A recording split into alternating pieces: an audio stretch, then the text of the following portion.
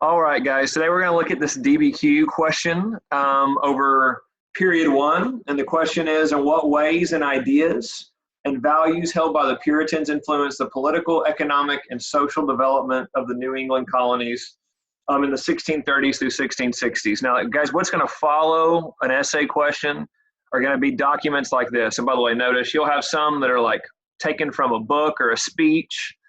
You'll have some that might be a map. You might also have documents that are parts of like legislation. You might have documents that are part of a book or of some kind of longer written works. They sometimes are even pictures, so it might even be a picture when it comes to a later period. And so what I want you to do is I want you to start going through each document and analyzing it. Now, we've talked about this in the past, but the best way to analyze it is to think through how you want to view that, okay? So how you want to view a document to help you figure out what's being said. The first thing is the HIP analysis. So the H stands for historical context. What do I mean by historical context? What's historical context mean? If I ask you the historical context of one event. So like, take this picture behind me, the Pilgrims. If I asked you to provide me historical context for the Pilgrim's journey, what else was going on at that point in time?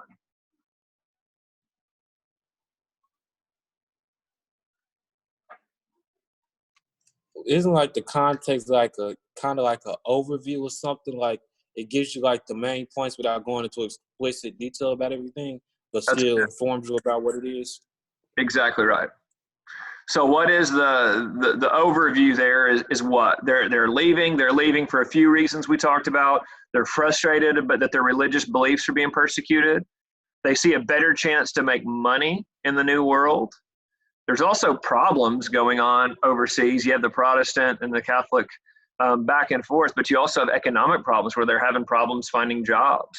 So there's a lot of disruption going on as well, okay? So that's all, as Antoine said, that's overview, right? That's what's going on. So anytime you look at a document, I want you to think about what the historical context is, what the overview is.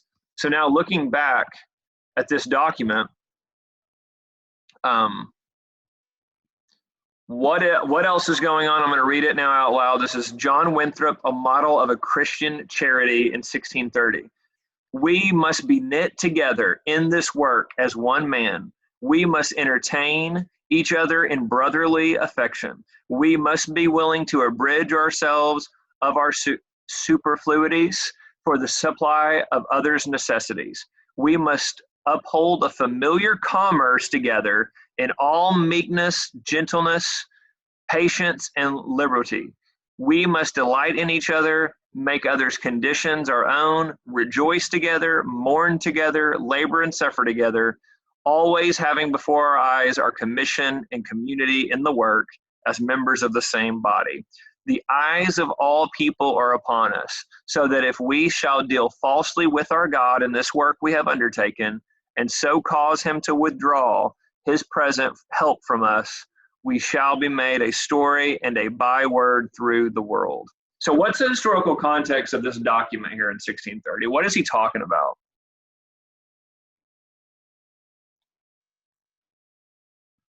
Notice some of the key phrases here. He talks about deal falsely with our God. He talks about we must entertain each other in brotherly affection.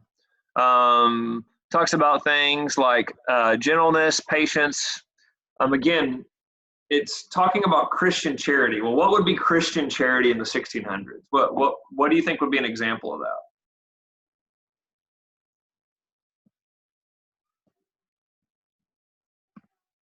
Giving money to the church. Very, very good, Alethea. Yeah. I think that what he's talking about is giving to the church directly, right? Because the church is the source of good. So Winthrop is talking about that's a good way to do this. And notice he's talking about commerce. He's talking about being able to do these good things. So yeah, he's talking about money. He's talking about giving money to the church. Absolutely. So that's historical context. That's the first thing I want you to think about when you see a document. The next thing is intent, intended audience. So who do you think he's writing this to? Like, why would you write a letter and say that you need to give money to the church, that's right charity. Who do you think that's meant to read that? Followers of the same religion at that time period. Yeah, exactly. Yeah, I mean, you might not remember the name John Winthrop, but yeah, he's a preacher. Exactly. He's preaching to the congregation, to people that are Christian. He's saying, look, if you're a Christian, you should do this. By the way, obviously, he's meaning that to Christians, because if you're not a Christian, why would you care, right? Why would you care that someone's saying give money to the church, right? So very good. This is definitely meant for Christians. He's saying as a Christian, you should do this, okay? So the point of view, he's a preacher. Why would a preacher want you to give money to the church?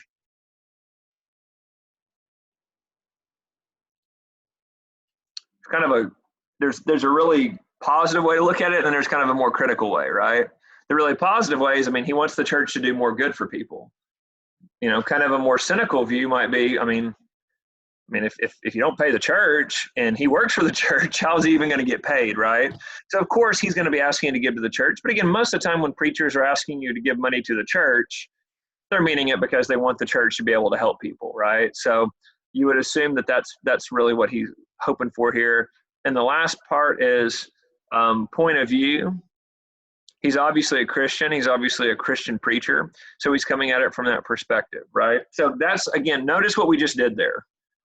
We just took we got like a paragraph here, and look at everything we talked about. We talked about what a preacher would want money for. We talked about what else was going on at the time. We talked about who he was trying to influence here. So that's how you analyze these documents. Because guys, they're not going to give you a big document. They're going to give you something small. And you really have to dig to make sure that you're pulling information out of it like what we just did. So let's keep going. The next document, computer's like really slow. I hope it's not like about to give out on me here. Is this map, okay? So this says this is a town map from colonial New England. And it says these little lines right there are individually owned family farms. Okay, guys, and that's all they're going to give you for a second document. So what does this tell us? See how this gets a little tougher when they just give you a picture of something? So what in the world are we going to be able, how are we going to analyze this? We're going to do the same thing. What's the historical context of what this map is showing? What do you think they're trying to show us is going on here in the 1600s with this map?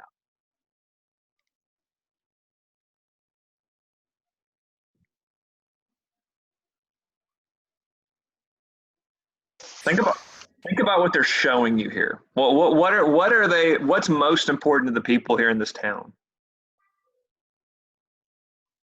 I guess farming and religion. Okay. It's a very small town. Yes, very good, Xavier. First of all, it is fascinating, right? Because one of the first things they did, they built a church in the middle, right? And then the minister's house, right? The religion is obviously very important for them. The next part is very good, the farming. The farming is essential. You can see that by looking at this map. Look at how much of this land they're using for farming.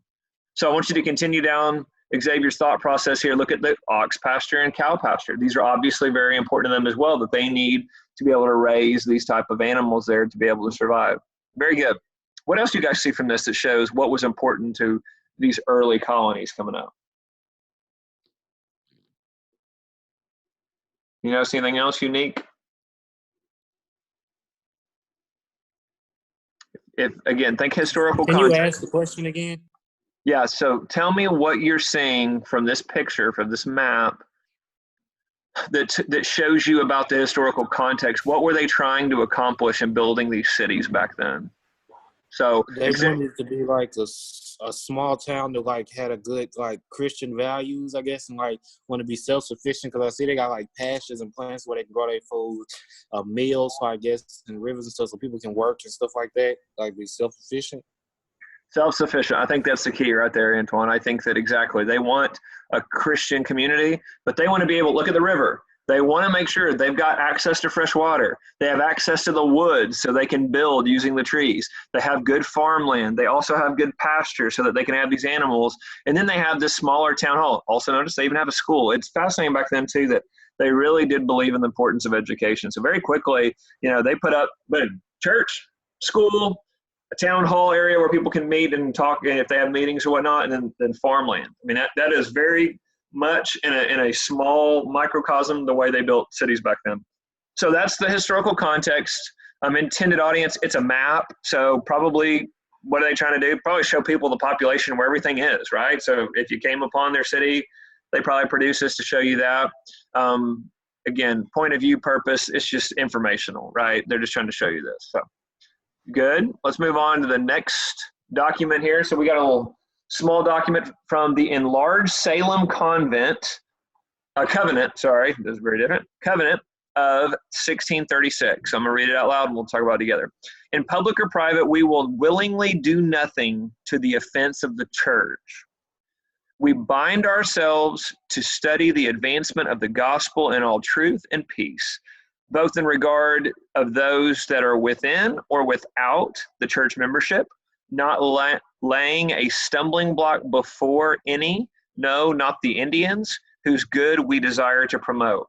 We do hereby promise to carry ourselves in all lawful obedience to those that are over us in church or commonwealth, knowing how well-pleasing it will be to the Lord. We resolve to approve ourselves to the Lord in our particular callings, shunning idleness as the bane of any state, nor will we deal hardly or oppressingly with any wherein we are Lord's stewards. Promising also into our best ability to teach our children and servants the knowledge of God and of his will, that they may serve him also, and all this not by strength of our own, but by Lord Christ. Okay, so obviously the historical context, it's the same time period, 1630s. So you got the growth of the cities, right? They're trying to get these towns growing. And then two, we've already talked once about what a preacher said. So what now is this church message? What are they getting at here? What's the historical context you think they're dealing with here with the church? What's he asking the members to do?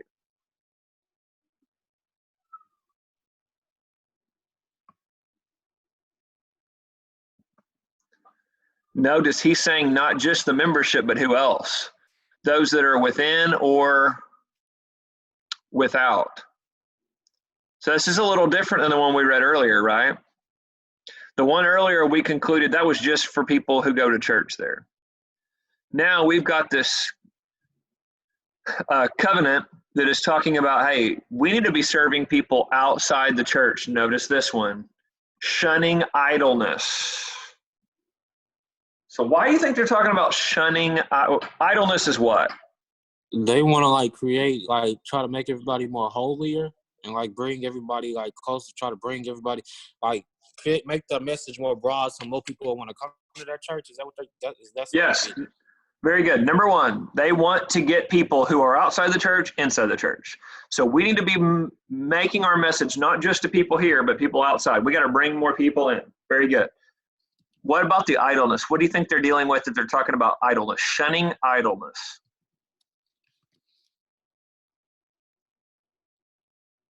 Shunning those who go against the church or go against each other. I don't. That's what I'm kind of get shunning people to go against each other and all that. Gotcha. Remember, idleness is another word for laziness or lack of work. So why do you think they're taking on those type of people, saying that you got to shun idleness, you got to keep working? Why do you think that's important? Think about 1630s. Why are they worried about that? Because what you hang around, you become. And if you were hanging around lazy people who don't work, then you're going to be tempted to fall into that same bad habit and pattern. And they don't want you to do that. They want you to stay working people and still go to church and have good values and improve the city, because they don't want a bunch of lazy people laying around.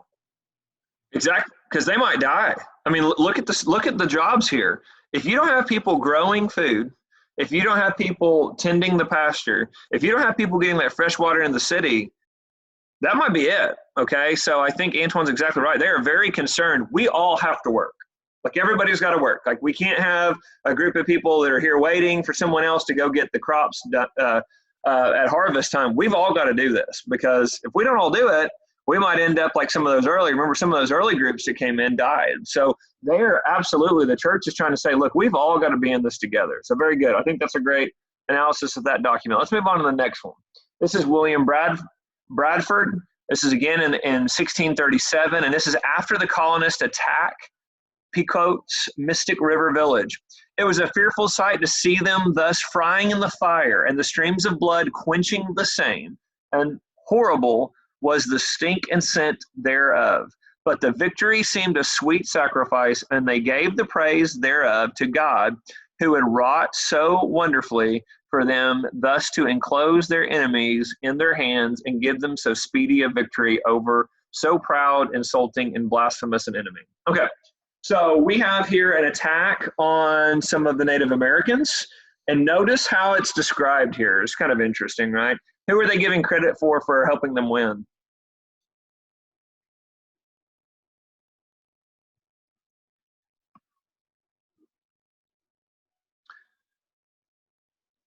God, right? To God. Oh, Yeah. to God. Yeah, I mean, think about that. This is something we've got to remember, is that while they used religion to motivate them to move over here, they also believed that the Native Americans, look what they call them here, a blasphemous, insulting, and blasphemous an enemy. So they believe, that they're anti-Christian, and so God helped them win this victory of the Indians. Think about later when we talk about how poorly the Native Americans are treated by the colonists. This helps explain that, right? That they, with some of their Christian beliefs, believe that God actually wanted them to defeat them in these battles. So that's what's important there, right? The historical context is what kind of the overview is, as Antoine put it earlier, the overview is you've got colonists that are moving into Native Americans' lands, and so there begins to be these fights, and the colonists think that God is on their side to help them win. And even if you look at this image I got going on behind, well, you can't really see it, it's pretty small right now, but they're praying to God as they're coming over. They're giving God the glory for bringing them to the new world, which again, there's good things from that, right? But there's also, when they say things like this is not good. This is not very good, that they think that God actually wants them to take the land from the Native Americans and fight them in this way. So I'm going to do a few more, and then I want us to kind of wrap this up together. So hold on. I wanted to get to the one that was about. Okay, here we go. So this is from Nathan Ward. This is 1647, the simple cobbler of Agawam. By the way, what's a cobbler?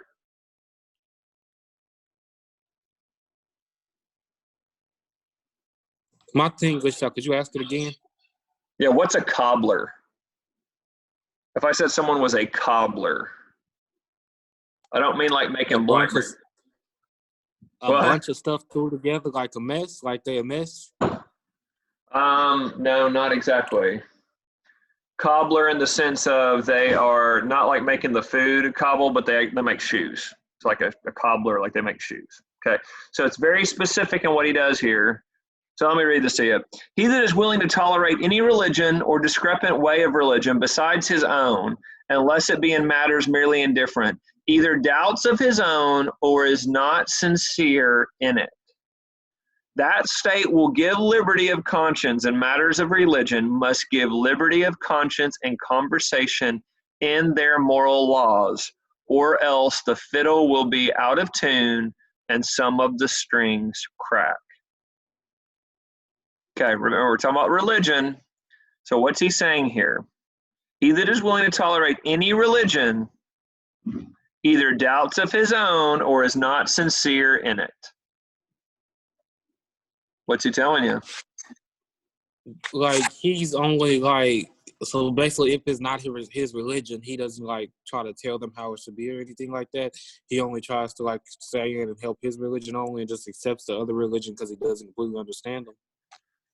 Yeah, I mean, and he doesn't tolerate them very well, right? I mean, he thinks that it's his way or the highway, and if you think differently, he's not going to agree with you on these things. And he says, look, I mean, that would prove that I wasn't a very good Christian if I wasn't following them. So again, what are we seeing here? We're seeing some of the different religious beliefs that are actually pushing back on other faiths or people that believe things slightly differently. So let's do one more, and then I want to show you how we're going to like bring this all together. Let me see. Let me skip to the last one, document J. So this is John Higginson, The Cause of God and His People in New England. This is 1662, so a little bit later. My fathers and brethren, this is never to be forgotten that New England is originally a plantation of religion, not a plantation of trade. Let merchants such as are increasing cent per cent remember this, that worldly gain was not the end and design of the people of New England, but religion. Okay, so what's he talking about here? England was a place for like religion and Christians and people to like celebrate God and like want to be overall better people, help everybody with religion, not people that just want to make money through trade and like all of that. Exactly. So remember, going back to one of the first things we did in class this year was remember how we did that debate? Did they come over for religious reasons or economic reasons? So he's saying, look, we came over for religious reasons. Don't let anybody tell you anything different. Of course, we know, I think going back to the map, if there was obviously some economic reasons too, right? They came over to make money. They came over to live in their own property, to have those things there. But obviously a lot of these sources are about the Christian influence. So now let's go back to what the question was. Now that we've read over those things, look at the question again. In what ways did ideas and values held by the Puritans influence political, economic, and social development? Let's take the first one. What did we just see in there from the Puritans that would have influenced the political development of the colonies? Tell me, what of the things we just talked about was political?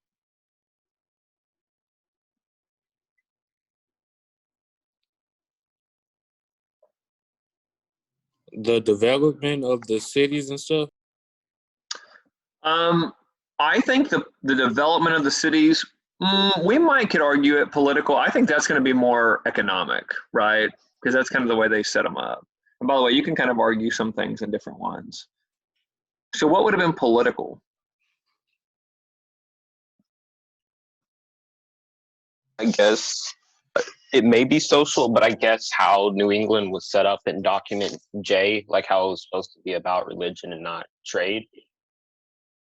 Sure. I think you can make that argument. Again, I think in document J, it's talking about that it's more about religion rather than trade. They're telling you how to set up the city, that they're not as concerned about the finances as they are who's in charge of the church or Christianity. Yeah, I think you can make that political argument. Can you guys see any other ones that might be a political influence on politics?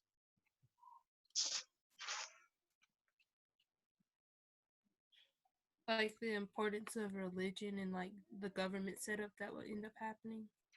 Absolutely, right?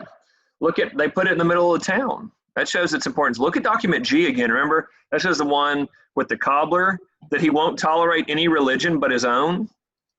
If you put that in politics, what does that look like, right? That means your politicians are going to say you got to be a Protestant or you got to be a Catholic to be in office here. So you're going to see that play out in politics as well, right?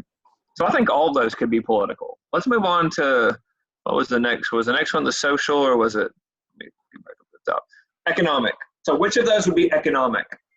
I think that Antoine's argument fell into economic. I think you look at the town and you see how it's broken down and you go, look, that's a town that's set up economically speaking. The Puritans came in and then they knew they needed farmland. They knew they needed cattle. They knew they needed fresh water. So that's how they set it up, an economic model. Do you see anything else? The cobbler kind of helped economically because he's like his shoe shop. He made shoes, so that like could have been economic too. Great point. Great point. Hey, so I'm incredibly religious guy, but hey, I make a living here. I have a specific trade that I'm involved in, so that's what I'm doing. Very good. You guys notice any other ones that would be considered economic? Document 1 when they talk about giving to the church.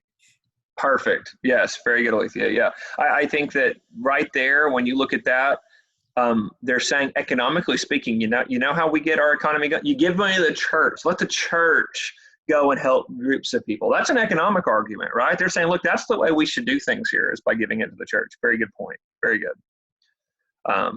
Let's move on to social development. I know Antoine and Xavier already kind of mentioned that some of these could fall under social. By the way, guys, honestly, they can fall in multiple categories. It's how you want to set them up. Does that make sense? Like, they're not going to say, oh, the map can only be argued for economic. It's just when you write this as an essay, you have to justify it. So as long as you can justify it and it makes sense, that can be right, okay? But again, it's like the map. I could argue the map shows what the economic development should look like. You could also say the map argues what the social development should look like, because it's showing you where everybody lives. It's showing you where the town hall was, where the religious center was. So again, you can make different arguments. Just make sure you defend them, right? Make sure you can explain them. So let's do the social development. Which document do you think would fall under social development? Was there one about pilgrimage or something like that? About what? About the pilgrimage or something like that, or maybe there was something before the poster or something. Yeah, here, let me back it up. So we have when they're talking about coming over, right? When we talk about, let me get back to the first one, I think is what you're talking about. Remember, they're talking about what they're going to do together, how they're going to work together, how they're going to rejoice together, how they're going to utilize all these qualities all as one. Yeah, that's the one I'm talking about. Very good. Yeah, they're talking about what society should look like. We should all work together. We should all use these supplies. He talked about brotherly affection. We all got to be a group. We must be knit together and work together. Absolutely. He's telling you what society should look like, that it should be more communal, right? I mean, back then they're actually going to share a lot of their stuff, right? They're not going to sit here and say, "Oh, sorry, we're just making this for us." They're having to share it as a community. And so that's what their social development would look like. Okay, you guys just did a good job, especially kind of our first one doing it this way. What your essay would look like is what we just said out loud, but written on paper. You'd have a paragraph and you'd say, the Puritans influenced the political development in the New England colonies as shown in document B, because look at how the town developed. Also, document C shows blah, blah, blah, blah, blah. Then you'd go on to the next paragraph and say, here's how they influence the economic development. There's document C, blah, blah, blah, blah, blah, so forth and so on. And there you go. That's your essay, guys, in a nutshell. Now, I'm going to give you some specifics later as we go. But ultimately, that's what you're doing. I like to explain it as it's like a research paper, but they give you the research. Then you just got to figure it out, okay? But notice, think back to what we talked about in class. Think back about what you already know and piece it all together. Because you did a good job, and I liked Antoine's explanation of it's an overview. When you think historical context, think, okay, well, what are they talking about? What's going on? What's the bigger thing? If you didn't know that the colonists and the Indians weren't getting along, you wouldn't know what in the world he was talking about down here when he's saying, God helped us deliver, helped us win this victory over the heathens or whatever. I mean, if you didn't know that was going on, you have no idea what he's talking about. But because you know that, they think God intended for them to have that land. That's why they're saying things like that. And that's how I'm going to go over as we go through some of these, how they're going to grade these things. But ultimately, the biggest chunk of grading is, did you use evidence and support it? And so that's why I'm trying to make you guys defend it. Like, why is that a social development? Why is it an economic development? Because as long as you can defend it in your essay, you can get points and credit. And by the way, like I said, that's AP test, but also that's SAT, that's ACT, that's a lot of your kind of college level work is very much set up that way. You got to defend an argument. You got to defend it using evidence. So are there any other questions for me here as we kind of wrap up this first session together?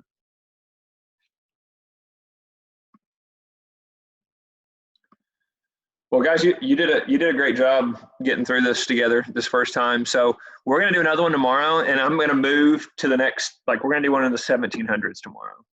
And then next week we'll go to the early 1800s and the mid 1800s. So we're just going to work our way through this, and notice we really talked about the big themes. Period 1, it's about the colonists coming over for economic reasons, for religious reasons. When they get here, they come into conflict with Native Americans. When they get here, they have a hard time living. They have to really coordinate very quickly what their towns look like, making sure they utilize their resources. Their religious beliefs are very, very strongly held, right? They build churches, and then some of them even have these really strict laws that say you've got to be of our religion. And they begin trying to figure out what society should look like. And so that's that very early section, and you're going to see different colonies that creates societies that look different from each other in those initial 13 colonies. So, guys, that's kind of the overview for today. Ms. Hunt, did you have anything you want to kind of add here before we close out for today? No, I just wanted to reiterate, any work, please get that turned in so you can increase your grade. Don't forget that. And we'll continue with doing this, what Mr. Waters is saying, in order to help prep you for the AP exam. Is it on the 15th? 15. Yep. Yes. Okay. Yep. And that's pretty much it. I know our usual time is actually 3:55. So we can feel free to dismiss. Did you have anything else before? Can you resend me the list of assignments? I wasn't finding the email. Can you just resend it to me? Okay. Do you have that, Mr. Walker? Yep. No problem, Antoine. I'll share it with you. And and like I said, I'll send, and I can send all this back to you guys again. Now that you've seen this, you might know better kind of what I'm talking about there with all this stuff. So yep, no problem. And remember to reach out to me or Miss Hunt if you guys have any questions moving forward about anything. We'll be checking our emails. We'll get back to you as quick as we can. All right, guys. All right. Bye, guys. Thank you. Thank you very much. See y'all.